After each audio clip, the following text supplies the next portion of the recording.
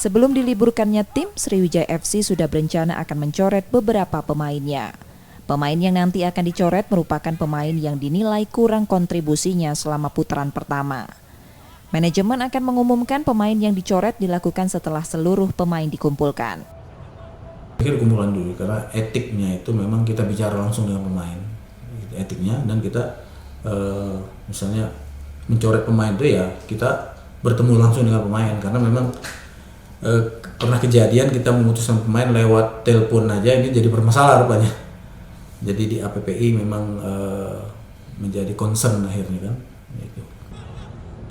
Selain itu, manajemen juga sudah mengantongi pemain baru yang rencananya akan bergabung bersama Sriwijaya FC pada putaran kedua nanti. Nur Muhammad, Kompas TV, Palembang, Sumatera Selatan.